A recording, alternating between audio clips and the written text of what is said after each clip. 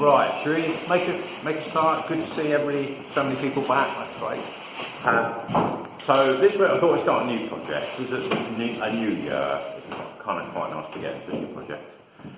So the thing is animals, and I hadn't particularly got anything in mind that I was going to demonstrate. So I've just been through and picked a few photos out. But if you've got anything you'd like me to use, I'm quite happy to do that. Yeah, that's okay. I thought I'd talk through a few of the options and some of the things, and I've kind of looked through to see what I've done in terms of animals in the past. So I brought a few pictures in. This one started off as a workshop demonstration, and then it was going quite well, so I thought I'd finish it. So that one I did from a photograph. This was when I was taught in Italy about 5 or 6 years ago. This is one of the dogs that they had there, and we used to go swimming at the end of the afternoon, which is great, and she used to like a splash, so I just noticed towards the end of the afternoon she'd come and sit outside my studio and wait for us to go swimming. So I did a quick sketch, which is, I think, that one, and then took some photos and then used that. This was one of our dogs when we used to have dogs years ago, so that was a sketch I did for him. And then the painting, I think I may have done the painting after he died at the time.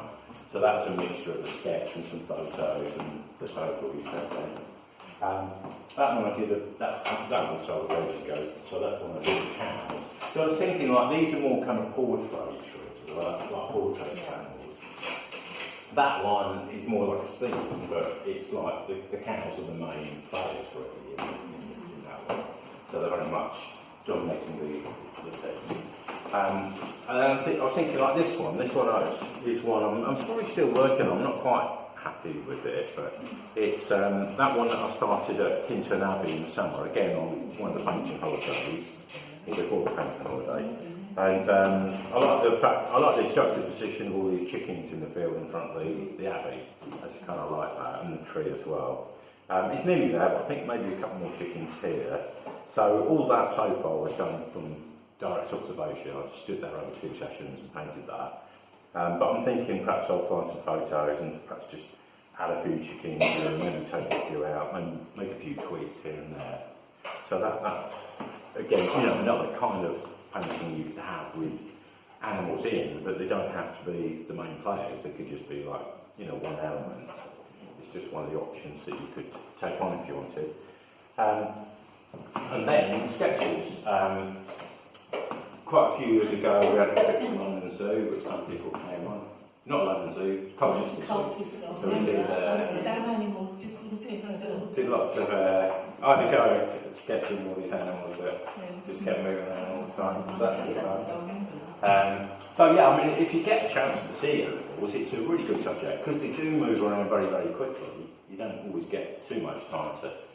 This was camels at Rochford Circus, just in the field outside, when that was on, when they used to have them on there. So that's the Italy one. And then this was chickens, I think this was Hadley Farm, I think you came on that one, didn't you? So we had a little trip to the farm at Hadley, which is actually, Colchester Zoo is great, it's a long way to go to get a lot of animals, and Hadley, little petting zoo farm thing, is quite good, so there's actually subjects there. And then swans, I can't remember where they were. There might be my local park, so there's always animals around. You can sketch birds and swans and things. And I think they make a great subject. I think they're very much elements that I like to include in my paintings. I've just thought of another big painting I could have brought in, perhaps bring that another week with lots of birds in, a bit like that. So really, if you do like the idea of this as a subject, then that's some of the options you've got really. So what I thought I'd do is a quick sort of drawing demo, and you might want to go about the drawing aspects of it. And I just had a quick look through. I've got a couple of folders of photos there, and quite a lot of these. Oh, this was another idea. Sort of animals' relationships to humans. And a lot of these photos, one of my students Pauline Grove gave me, because she used to teach and used a lot of photos. But she did a whole series of paintings of like people, dogs, and just like their owners' laps and hands, and it was quite a nice idea. So she started off with one, and she just, whenever she saw somebody with like their dog sitting next to them on the train, she'd ask them to take a photo and then do another painting. It's quite a nice idea, quite a different take on it. And quite often we fall into the same old cliches of how we paint things. And rather than, I mean, I'm so fed up of seeing tigers, you know, heads of tigers. It's almost like a bit of a cliche. You see so many of those sort of images. It's quite nice to try and come up with a different take on it, something that's a little bit refreshing. So I thought that was quite a nice idea, you know, relationships to people. So that's another idea. And I thought I'd just use this one as a demo today. So anyway, there's lots of photos there, but if you haven't got a reference, you want something to work on. So it's really a recap on the basic way I approach drawing. And then I thought what I'd do is I'll come around and see what everybody's doing, and then any demos I do over the next couple of weeks, I'm thinking sort of I'll make this a sort of 3 or 4 week project, depending on how long you want. Anything that you're working on, I can then tweak the demos to make them relevant to what you're doing. That's all right. So this is quite a nice way to start painting. I'm thinking, like, say this was going to be painting, perhaps leave that one out because it's a little bit too cropped, and maybe leave that one out, make it about those two. And I quite like the fact that you've got these different colours here, but that one almost sort of blends in a bit too much. So I think the first thing is just planning, sort of getting a shape that relates, you know, that sort of shape. So this is what I call kind of the outside-in phase of a drawing or a painting. This could equally be a painting. I could do this the same and then paint over it, or I could just do all this in paint. So it's just feeling my way around the space, just trying to see where all the big shapes sit, really. But actually, probably could come a bit further over. I'll take it to there. So we've got basically that kind of shape and that shape. Okay, so once I've got that, I'm right-handed.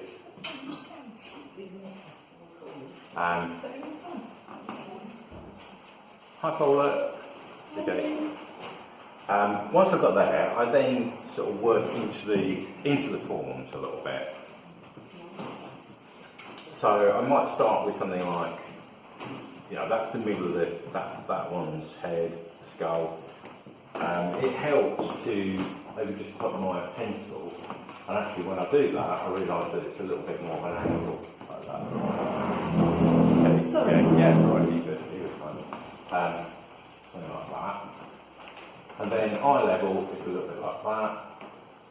So getting a little bit structured to start with, and then once I'm there, I can then start working shapes in. And at this stage, I might go to something a little bit darker. You can keep this like light pencil lines and then go for dark pencil lines. Or if you want to use something like a pastel pencil, maybe a light coloured pastel pencil, and then go in with something slightly stronger. So I can get that sort of eye shape. Looking at sometimes I find it useful to kind of look at the shapes of the shadows. So I'll go back to the lighter tone. And then the other eye, probably about here, just work that in a little bit darker, may have gone a bit too wide, perhaps about there. Again, looking at the eyelid shape and the bottom eyelid shape. And work that in. And then the front of the nose shape. So that relationship's quite important. You could check angles like that, angles like that. You could use your pencil and measure across there, and then, you know, check that. So actually from there to there is less space than it is between the eyes, so I need to check that that's right. That's about right. Let's perhaps come up a fraction. So that's where measuring can be really good, because it's tempting to then, you know, make this far too long. And then work my way through almost like the shape of the markings, and then its mouth is something like that. smiling. So that can be that one. And shadow there. The side of the eyelid there. And again, I find it easier to get the features in before I establish exactly where the skull's going to go.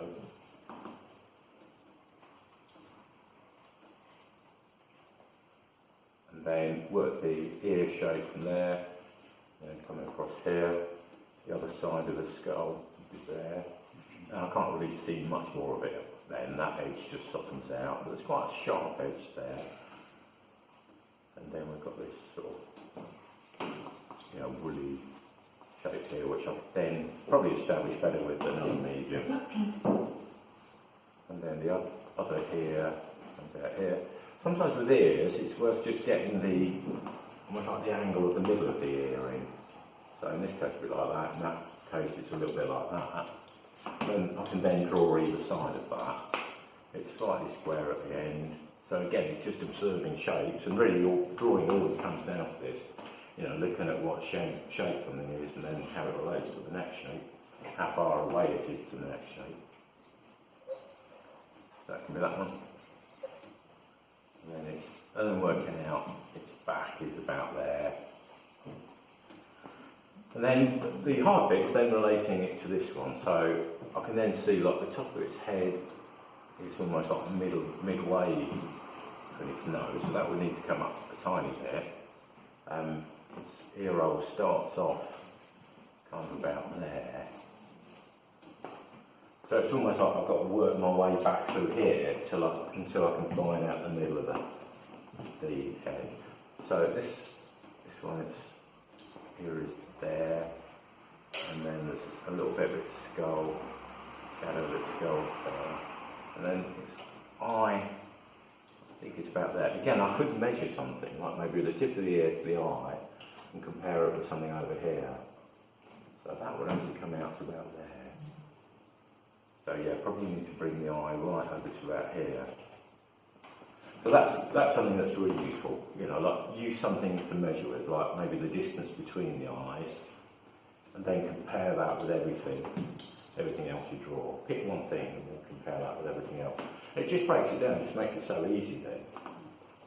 It really doesn't have to be difficult, it doesn't have to be complicated, but you do need to, it helps to follow a process.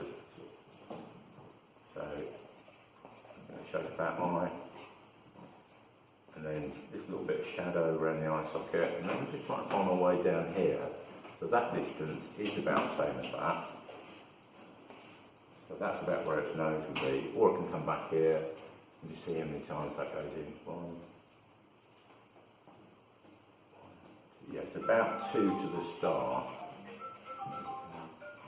So the start of its nose is about there. And then front of the mouth. Middle of the features is going to be about there. And I can't really see the other eye, but it'll be tucked in there. And the skull shape will change.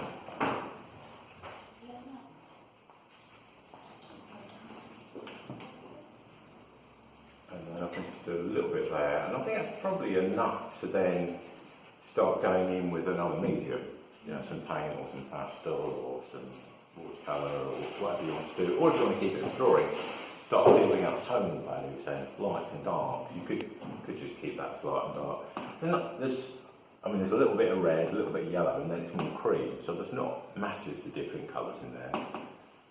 That would lend itself to just a couple of colours and the difficulty is actually if I do leave bits out, what do I do here and what do I do under here? I would then be in the territory of having to make up a bit more sheet, or maybe I'll just drop it there. That might make quite a good composition. Is that okay? He's like,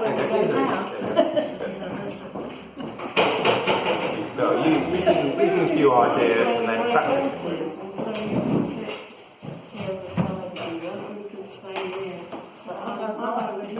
Okay. Am I alright to say? Right, stop that.